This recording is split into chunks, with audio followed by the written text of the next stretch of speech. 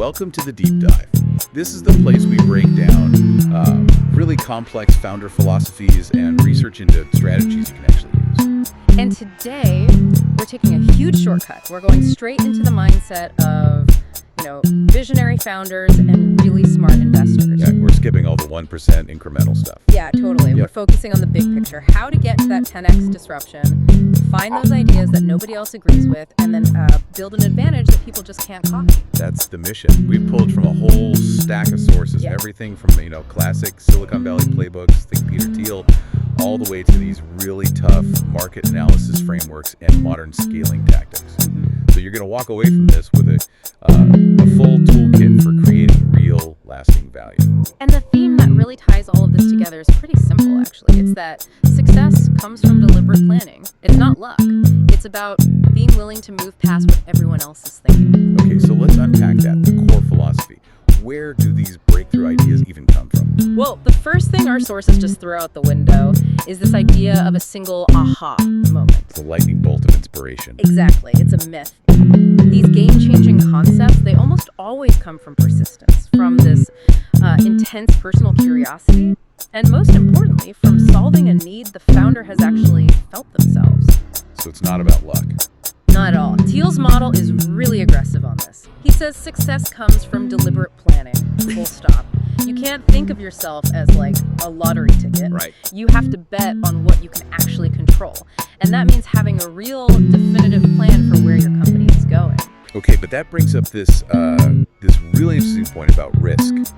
Because if an idea looks obviously good to everyone right now, the value's already gone. It's competed away instantly. The sources argue that the real opportunities, the real money, is in ideas that look bad to most people. But we're brilliant. That is the definition of being right, but non-consensus. It's probably the most important concept we're going to talk about. Because the crowd just follows the obvious stuff. Yeah, and that leads to tiny margins and just brutal, bloody competition. A truly valuable business is built by doing something different, by creating a whole new market that you can, for a while at least, monopolize.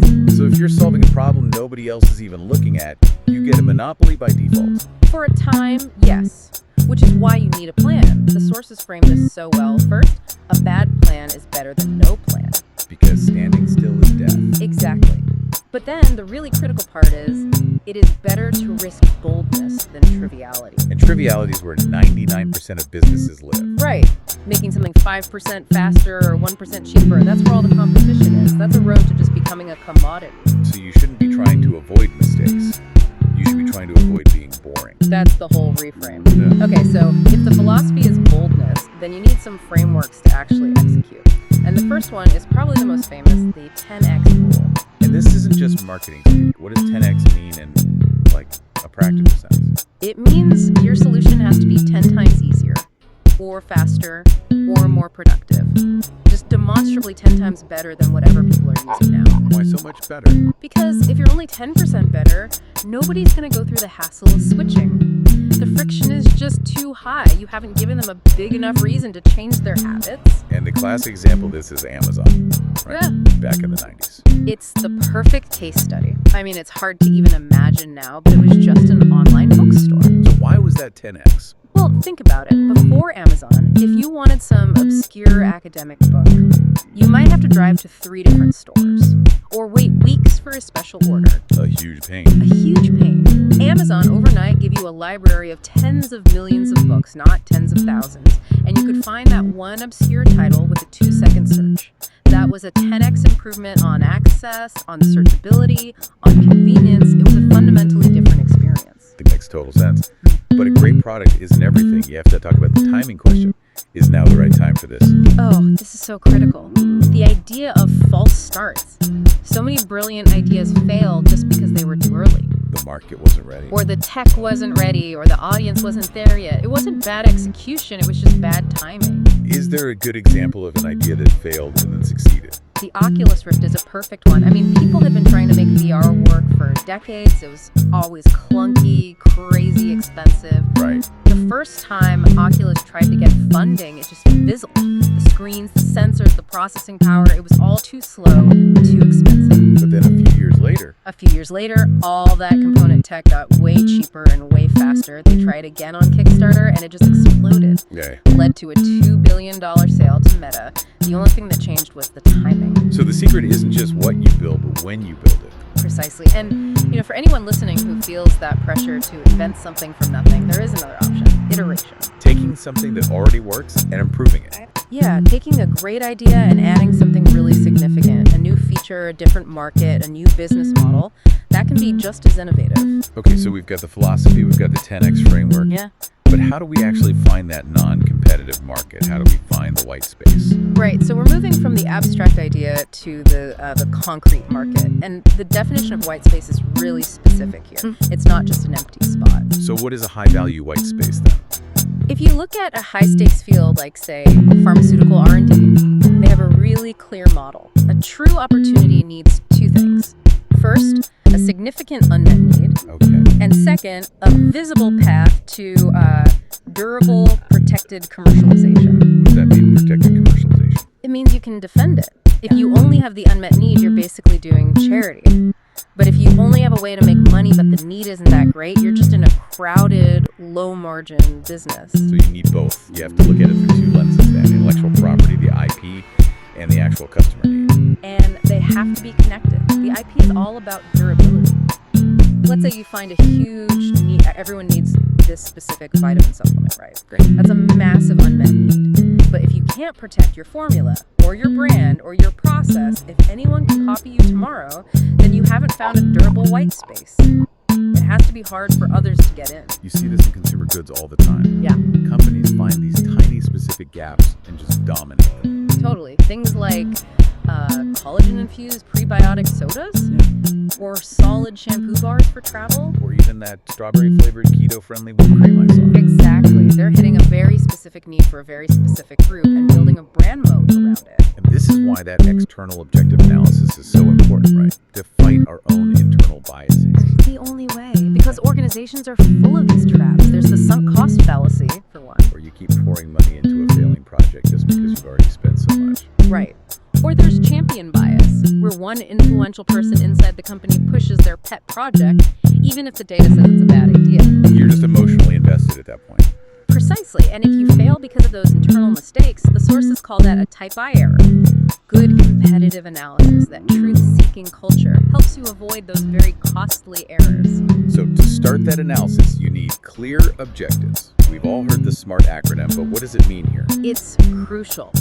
Your goals have to be specific, measurable, achievable, relevant, and time-bound. If they're not, your analysis will be vague and you won't be able to act on it, which is almost as bad. All right, so once we have that brilliant idea in a well-defined white space, the next thing is protecting it, the economic moat. This is where we shift from discovery to sustainability. And you have to think like Warren Buffett here, seeking that wide and long-lasting moat around a terrific economic castle. And these moats come in a few different forms. Yep. 5 main categories. You can be the low-cost producer, you can have a natural franchise, you can have superior service, a powerful brand in the consumer's mind, or a real technological advantage. Wait, go back. What's a natural franchise? That sounds like more than just a brand. Yeah, it's more structural. It's usually about some kind of regulatory or infrastructural advantage that's just incredibly hard to copy. Think about a utility company or a major operating system. So there's a huge barrier to entry. A massive one. It's often built on network effects or even regulatory capture. It makes direct competition almost impossible. So building on that idea of durability, Peter Thiel has this concept of the secret question. You have to find a unique truth that everyone else has missed. How do you even start looking for a secret? You start by questioning everything. You look where other people refuse to look. The sources say secrets are usually missed because of, lazy thinking or institutional rules or just confirmation bias. People only look for things that prove what they already believe. A secret is a valuable truth that's just being ignored. Exactly. And there are 2 kinds of secrets to look for. First, there are secrets of nature. These are, undiscovered parts of the physical world, a new scientific principle. Then there are secrets about people. What does that mean? It means things people don't know about themselves, or truths they are actively trying to hide. A great company is often built on one of those secrets, like the secret that people will happily give away huge amounts of personal data if if you give them enough utility in return. But you can't find or build on that secret without the right people. This brings us to the people question. And our sources are so clear on this. Recruiting is a core competency. You never, ever outsource it. It's not just about finding talented people, though. No, it's about finding talented people who are excited to work specifically with you on that specific mission. They have to believe in the secret you found. They're not just there for a paycheck. The PayPal Mafia is the ultimate example of this, right? The team that went on to found SpaceX, Tesla, LinkedIn. And if you look at how that team was structured, there were two key decisions. First, internally, every single person was responsible for one unique thing. No overlap. Which meant no internal competition. It allowed people to build real, functional relationships. And then externally, they acted like a unified tribe, almost like a cult in a way. They were fanatically right about something no one else saw. Okay, let's pivot to execution. Getting to scale. The big question is always about customer lifetime value versus customer acquisition cost. CLV has to be greater than CAC. Always. CLV is how much a customer is worth to you over their whole relationship with you. CAC is what it costs to get them in the door. Right. But today, that whole equation is tied up in what the sources call the attention arms race. An arms race, fueled by pure volume. Everyone is using AI tools, mass clipping, synthetic content, all just to get known. And if you're just sitting there narrowly focused on optimizing a landing page for a tiny audience, you are missing this huge wave of free advertising and discovery that's happening on content platforms. You have to go bigger. I love the realtor example the sources use. A realtor who only focuses on selling to their 12 followers is thinking way too small. Way too small.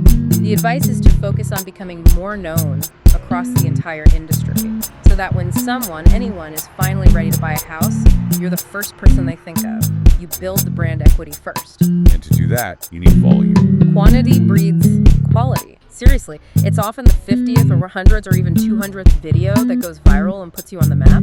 You're training the algorithm and your audience at the same time. And in every single piece of content, the first thing that matters is the hook.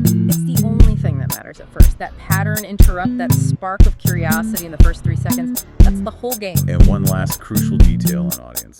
You have to have subsets. Yes, this is so important. Confused people don't buy anything. If your message is for everyone, it's really for no one. You have to segment your message for different groups so it feels relevant and clear to them. Let's wrap up by bringing this back to the future, to the man-machine theme. There's all this fear about strong AI. And the sources say, look, that indefinite fear about what AI might do someday shouldn't stop you from making definite, ambitious plans today. Because the future isn't replacement, it's partnership. It's a strategic partnership. AI is incredible at the what.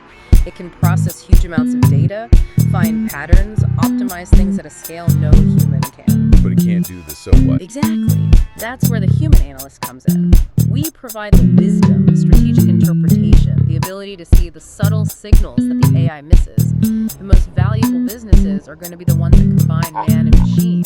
Computers are tools, not rivals. That was an absolutely illuminating deep dive. So, for you, the learner listening, remember these strategies.